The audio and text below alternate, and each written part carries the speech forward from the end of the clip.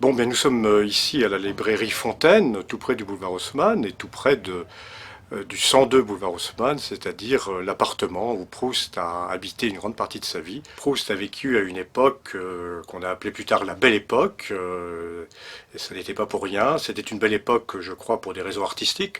Paris était la capitale artistique du monde, pratiquement. C'était une ville où tous les auteurs de théâtre, les musiciens venaient pour être joués, pour être reconnus. Paris était à l'époque aussi une grande ville de liberté de mœurs. À Paris, il y avait, j'ai plus les chiffres en tête, mais à Paris, il y avait, je crois, à l'époque de Proust, à peu près 150 maisons closes. Ce qui n'était pas tout à fait le cas à Londres ni à Berlin. Donc une grande ville, oui, où régnait la liberté des mœurs.